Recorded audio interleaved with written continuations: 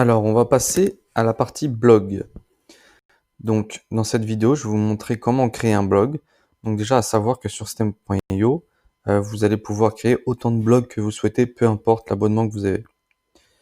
Donc, comme d'habitude, on se retrouve sur le tableau de bord. Pour aller dans blog, on va dans menu, blog. Voilà, on voit que là c'est vide, j'en ai pas créé encore, on va le faire ensemble. Donc ici, on clique sur créer blog. On va mettre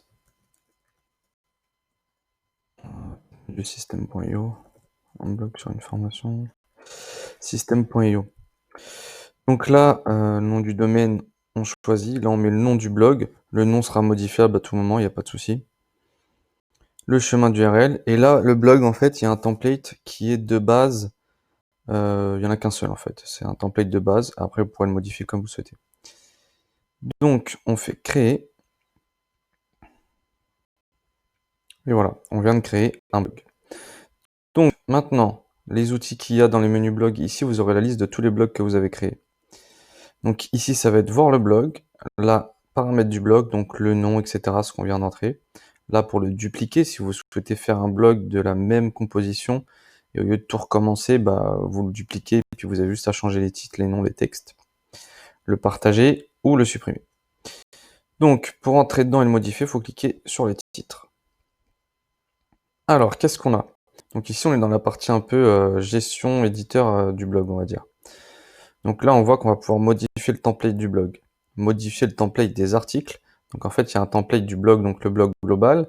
Et à chaque fois que vous écrirez ou vous publierez un article, vous pouvez faire un template de base qui sera toujours le même. Et chaque fois que vous écrirez un article, vous aurez juste à faire copier-coller votre texte, par exemple, ou écrire votre texte directement.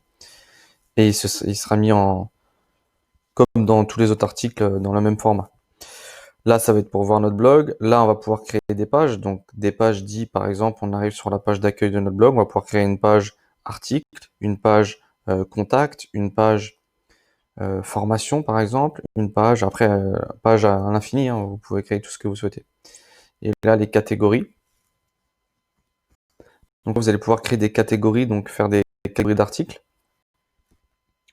Là, on retrouve les paramètres du blog.